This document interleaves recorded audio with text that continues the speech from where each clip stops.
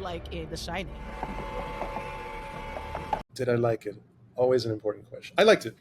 Yeah, I liked it. It's one of those movies that I would recommend to that I have no problem recommending to anyone, even if they didn't grow up Catholic.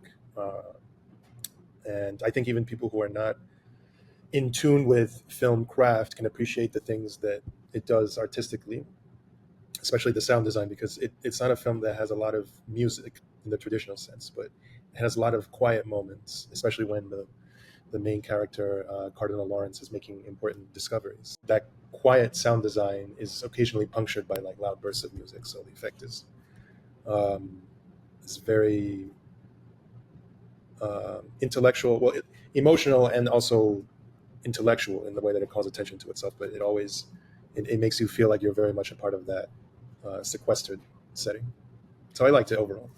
I'm glad Did that you you? brought up those quiet moments. I did. I did enjoy it. It's one of those films that it's fair for after the movie came out, people were saying that it definitely attracted a much older audience. I can see that because it's definitely a film that's very heavy on dialogue. Is also a mystery where is a he say she said, and you know what I mean. Everybody's trying to figure out what this person is up to. A little bit of cat and mouse situation as well with Tremblow. Um, it's very that so there were I like the quiet moments. I like when you mentioned that because that's actually something that I noted down here was like this movie definitely has these quiet moments and tense political moves, like very tense scenes that kind of feel almost like, is somebody gonna get thrown off a balcony? Wait! No! You wanted the truth! I told you the truth! Like, are we gonna find a pope hanging, that hanged himself because somebody discovered something about, like, what are we gonna find a nun dead or something, or are we gonna get a scene? Sorry, I didn't mean to say the word, but you know what I mean. Like there were moments that felt that way because the It happens. corridors, and yeah, like there was these moments where we were looking straight into like that door of the pope that passed away, that it was like sealed with all these things, and it's just like this crimson door, and it was like this moment when you're just looking at that like hallway scene, almost like in The Shining.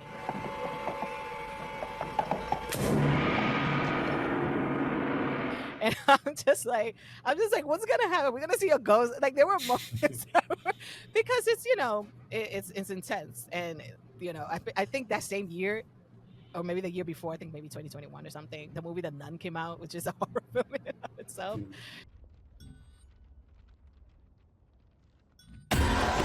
You know what I mean? So there is like this element of this very thrilling. So there is there's thrills in this film, and there were moments of very tense political, like what's gonna happen. We don't really know, and I found the film to be paced really well. I was in the conversations the entire time, and I think it has something to do with like the acting in the film. What did you think about um some of the characters that were in this film?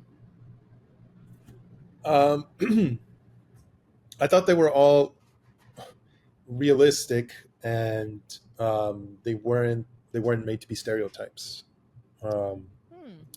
there was there was one character that reminded the friend that I was watching it with of Italian or like Eurocentric attitudes about the church. Like only those from, I don't know if you remember, but I think it was Cardinal Tedesco. I think was his name. Tedesco, yeah. He had like a traditional, antiquated interpretation of the election process, or just Catholic, dogma in general, that said everyone outside of Rome is not enlightened, and we are the ones who.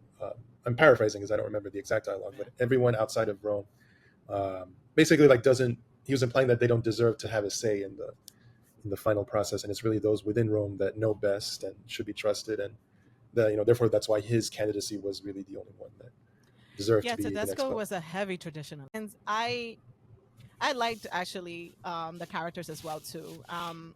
I like Rafe Fiennes. Oh my god, why am I getting his name wrong? I'm going to I send this to like him afterwards, and just I like Rafe Fiennes' portrayal of Cardinal Lawrence. I felt his dilemma in a lot of ways.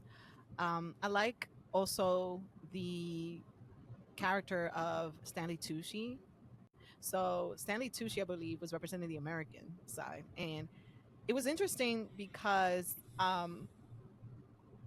I don't know. I felt like, and we're going to talk about this more because I want to talk about moral arguments in a little bit. But that is definitely something I want to touch on because I felt like the moral dialogues in this film were more or less a hit and miss in certain moments. And I think it's worth exploring that. But overall, I also felt like the characters were, for the most part, really well written for the situation they were in because they were confined into this space. And again, those moments of tense, of like he said, she said, and even Isabella's character, Sister Agnes, she even mentioned in her when she had her moment in the film to kind of speak, and she had her monologue, she mentioned like, we nuns were giving, and I'm paraphrasing here, but we nuns were given the opportunity by God, by the grace of God, to not, to not just have mouth but also eyes and ears. So she's basically saying, we may be here serving you. And I really did enjoy that part of the film as well. Her monologue was very well delivered. She just looked so realistic. She looked like someone who's like really into the faith but also very strict. I also like Benitez's character too. I felt like they gave him enough to make him mysterious for that twist at the end. Which, by the way, if you're listening, there are going to be spoilers. Oh, are So there? there are going to be spoilers. Oh, In okay. this, of course, we're gonna break down the film as much as we can. Obviously, this film Oh, didn't come out okay. last year, so we're not gonna spend too much time on it. But I think it's worth talking about because it is a film that we just don't get films like this all the time. With how the direction Hollywood is going with, member berries or nostalgia. Uh, so it's really nice to see a film like this. So it's worth talking about. It's worth continuing to recommend. But yeah, let's put a pin on characters because I do want to talk about the moral dialogue. I think that's a great way to kind of talk about how these characters were fleshed out.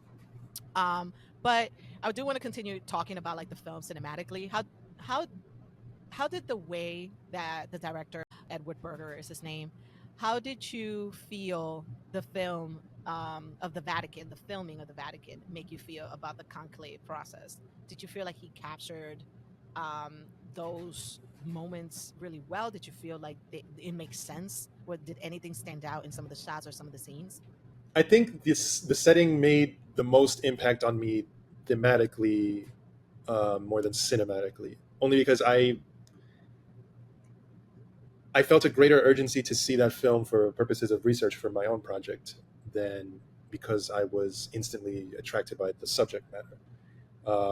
Therefore, when I watched it, I was really paying attention to how much of a glimpse into the behind the scenes of that process and the College of Cardinals or organizing itself was portrayed, rather than a little. I mean, emphasizing that a little bit more than, or paying attention a little less to the plot devices and um, the 3-act structure, if there is. I think in this case it was more like it felt like a 6-act structure or 5-act structure.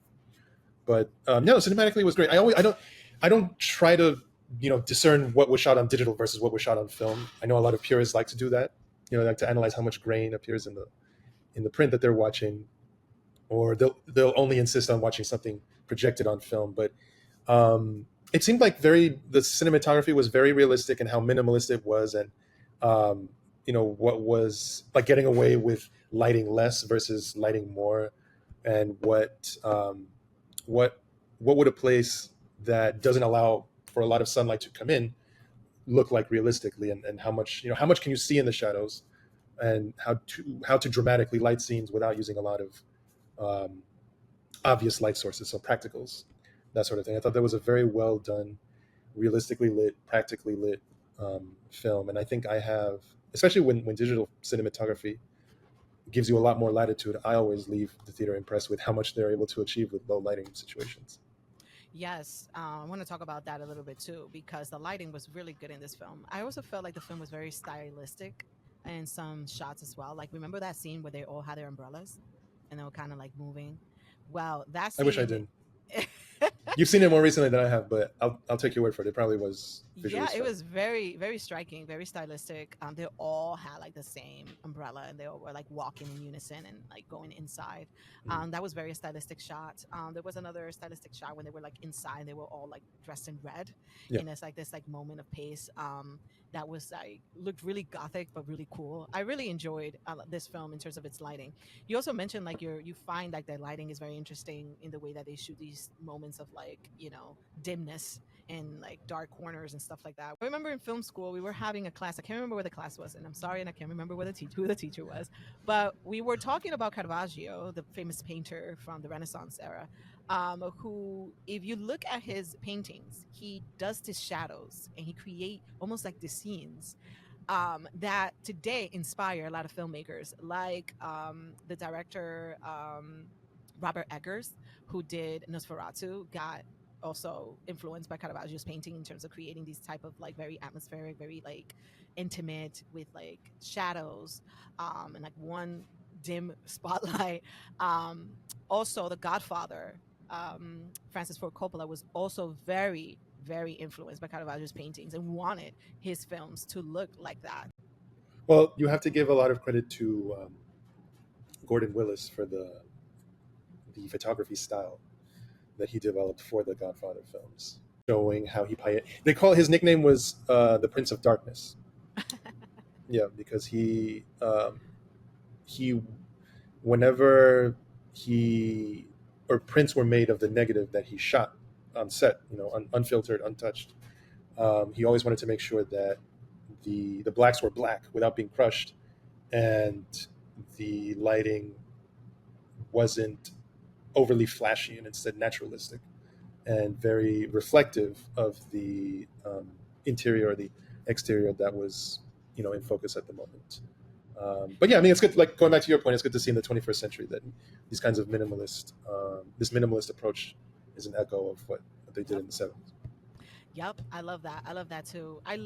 I'm loving Robert Eggers. I know that this is not a film by Robert Eggers, but I just want to like shout him out real quick. I've really been loving him. I've only watched really just two of his films, and I haven't been disappointed. I want to see The Witch, and I do want to see The Lighthouse. So those are the two that are in my bucket list right now to watch.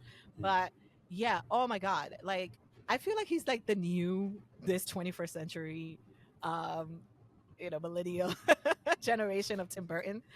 I don't know Mm. why he gives me Tim Burton's vibes in a lot of his film. Like he has a very specific style and it's very dark and it's very gothic.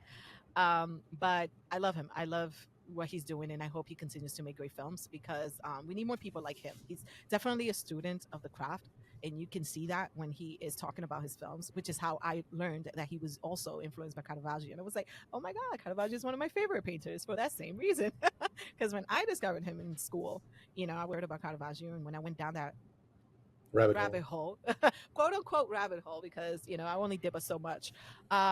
I really just loved it. I loved it, and I could see why filmmakers loved it too. And glad, like you said, glad to see that it's still something that is referenced in the 21st century, considering so much that's going on.